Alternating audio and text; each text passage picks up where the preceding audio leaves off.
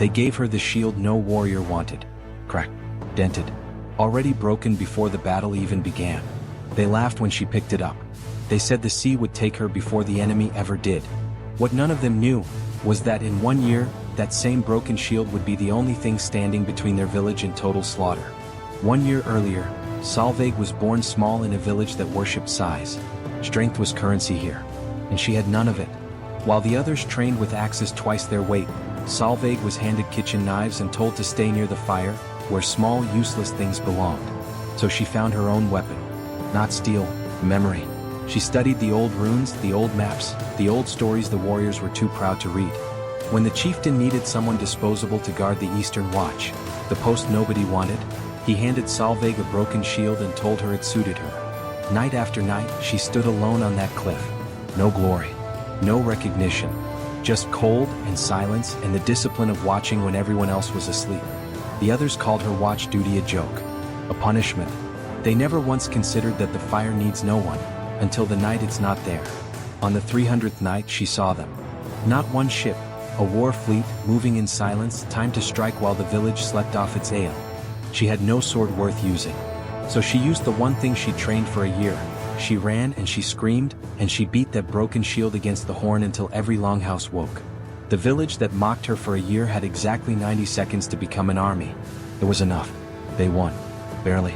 And when the chieftain walked the beach counting the cost, he found Solveig still standing at her post, the broken shield in pieces at her feet. No one laughed at the shield again.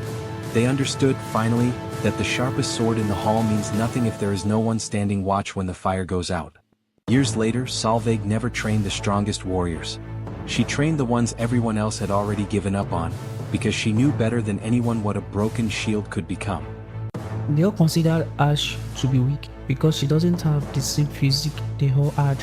We humans always think if someone is not up to our standard, they do not deserve our value. We are actually wrong. That standard that we are in, did we think it is by our own car?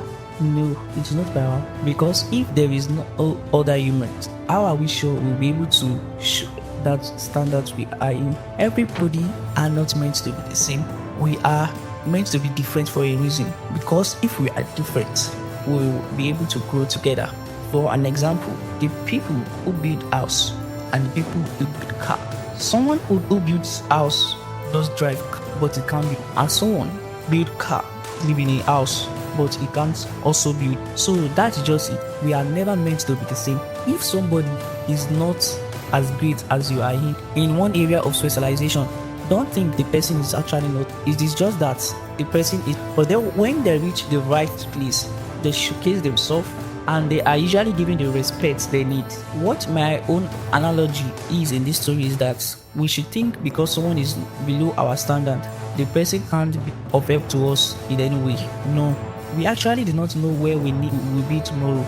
We did not know maybe helpless situation will be tomorrow. There will be the only one who can offer us the help. For example, look at the video when they gave her the useless job that anybody can't take in the village, that they gave her, all because she is not like them, and she executed it exceptionally. What all of them thought, did she even have the ability? And imagine if they have given her that role respect.